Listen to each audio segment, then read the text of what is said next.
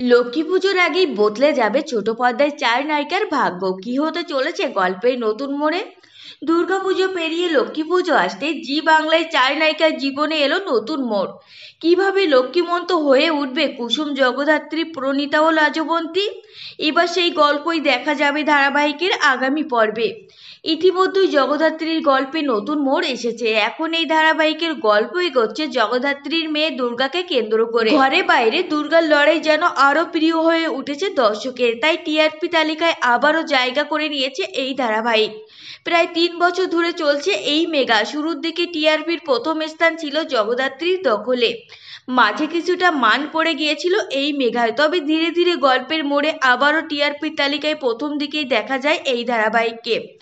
পরিণীতাকে শুরু থেকেই দর্শক ভালোবাসা দিয়েছেন। গ্রামের মেয়ে পারুলের লড়াইকে প্রশংসা করেছেন অনুরাগীরা। গ্রামের মেয়ে হলেও পারুল কিন্তু শিক্ষিত, তাই এই গল্পটি দর্শকদের চোখে অন্য জায়গা পেয়েছে। টিআরপিতেও দারুণ ফল করে এই মেঘা। চলতি সপ্তাহে প্রথম স্থান দখল করেছিল পারুল। গল্পে বসুবাড়িতে দুর্গাপুজোর আয়োজন করে পারুল, কিন্তু এখনো পর্যন্ত পরিবারে অনেকেই তাকে তেমনভাবে পছন্দ করে না। লক্ষ্মী দেবীর কৃপায় পারুল কি হয়ে উঠতে পারবে সবার পছন্দের সদস্য? উত্তর মিলবে ধারাবাহিকের আগামী পর্বে। অন্যদিকে কুসুমের গল্পে আছে দারুণ চমক। ঘটনাচক্রে একটা বিজ্ঞাপনের শুটিং এর জন্য কুসুম ও আয়ুষ্মানের বিয়ে হয়, কিন্তু এই বিয়েকে মন থেকে মেনে নেয় কুসুম। সে মনে মনে নিজেকে আয়ুষ্মানের স্ত্রী ভাবে, তাই সে লক্ষ্মী দেবীর কাছে প্রার্থনা করে যে একদিন যেন দেবী মায়ের মন জিতে সে পরিবারের লক্ষ্মী বউ হয়ে উঠতে পারে। কিন্তু কুসুমের মনের বাসনা পূরণ হবে কি? এইদিকে কোণে দেখা আলোয় শুরু থেকেই চলে টান টান উত্তেজনা। গ্রামের মেয়ে লাজুবন্তী ও শহরের বনলতার ভাগ্য অদল বদল হয়ে যায়।